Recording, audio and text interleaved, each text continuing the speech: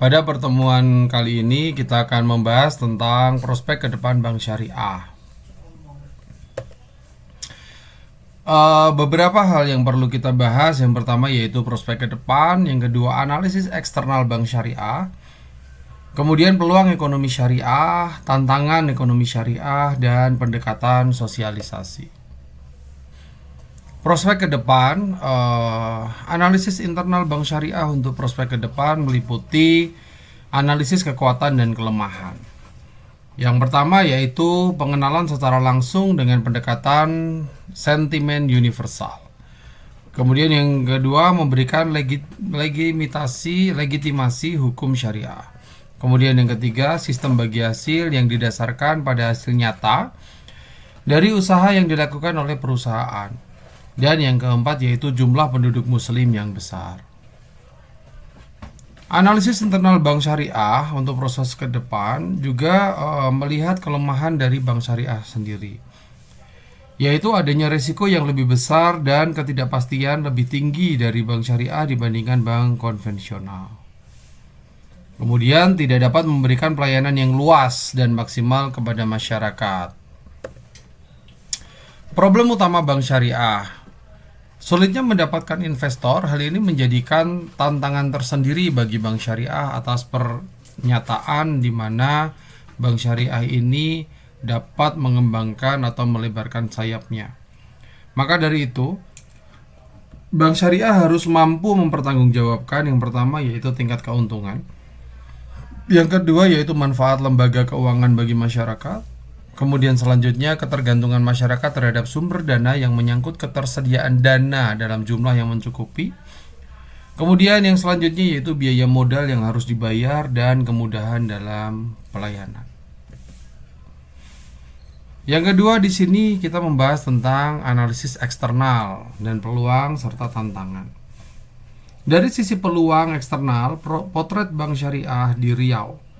Yang pertama yaitu adanya dukungan dari pemerintah dan hukum, adanya pengaruh gerakan global ekonomi syariah, berdirinya cabang syariah di banyak tempat, pemanfaatan sistem bagi hasil. Sisi tantangan potret bank syariah. Bank syariah memiliki potensi prudensial. Bank syariah mempunyai modal dan jaringan kerja yang terbatas, BPRS. Bank syariah cabang yang belum bisa menjangkau ke kota-kota, kurangnya tenaga operasional yaitu BMT, pemahaman akan riba. Kunci perkembangan bank syariah sendiri untuk membantu berkembang yaitu terdiri dari kemampuan bentuk modal yang makin besar. Modal ini diperoleh dari berbagai sumber. Di antaranya yaitu dana modal dari luar negeri, dana modal pemerintah dan masyarakat. Kemudian peluang ekonomi syariah dan kendala-kendala yang inisiatif. Pemahaman masyarakat khususnya umat terhadap bank syariah masih rendah. Keterbatasan jaringan dan jenis layanan yang dimiliki juga sangat kurang. Kemudian kurangnya dukungan yang nyata dari kekuatan umat Islam itu sendiri, khususnya di kalangan ulama dan organisasi Islam. Kurangnya dukungan dari pemerintah dalam hal pendanaan, baik dalam bentuk pemodalan maupun dalam bentuk penempatan.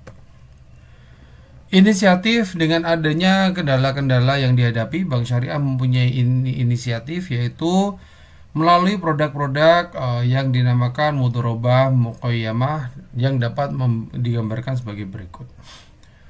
Bank syariah melakukan studi atas proyek yang secara ekonomis dapat dipertanggungjawabkan kelayakannya, menawarkan kepada penyandang dana potensial untuk melakukan investasi dengan konsep mudharabah muqayyamah. Atas nama investor berhak melakukan monitoring dan pengawasan proyek tersebut. Penetapan siklus bagi hasil disesuaikan dengan karakteristik dan siklus bisnis yang didanai. Dalam perkembangan selanjutnya, bank syariah dapat mengambil prakarsa untuk mensekuritisasi pembiayaan tersebut. Tantangan dalam ekonomi syariah. Tantangan yang paling berat dalam ekonomi syariah dalam rangka mengembangkan itu ada beberapa. Yang pertama, karena notabene Indonesia ini adalah negara republik, jadi dalam notabene tantangan sangat mendominasi, sangat mendominasi, di mana perbankan Islam itu isu barunya baru di dunia Islam.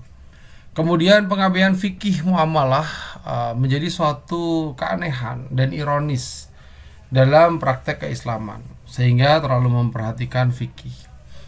Dan kemudian pertumbuhan investasi ekspor dan impor konsumsi domestik cenderung menurun tajam. Kenapa? Karena diduga isu halal dan haram ini sangat susah ditumbuhkan di negara republik. Jadi perlu ketajaman dari sisi ketajamannya. Kemudian untuk pendekatan sosialisasi bank syariah. Tentunya untuk mengembangkan bank syariah kita perlu sosialisasikan kepada masyarakat. Kenapa? Karena sisi sosialisasi baik itu ke masyarakat, ke pemerintahan, akademisi maupun ke tokoh-tokoh ulama dan kiai, itu akan menjamin, mereka akan menjadi jaminan bahwa memang bank syariah ini sudah terbukti 100% halal untuk diselenggarakan di negara republik. Kemudian juga dari berdasarkan sisi-sisi hukum, di mana sudah didasarkan Al-Quran dan hadis, juga termasuk ijma ulama. Itu sudah menambah tingkat kepercayaan yang seharusnya sudah menjadi dasar landasan dari penjalanan atau dijalankannya bank syariah.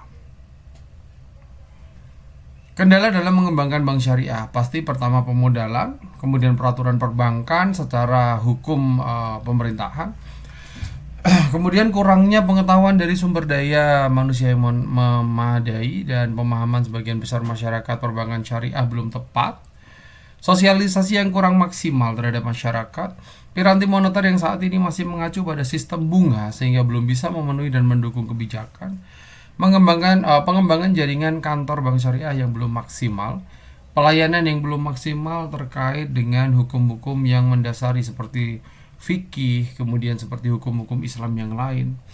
Itu belum ada sosialisasi secara mendetail kepada kaum awam atau masyarakat awam. Baik, terima kasih.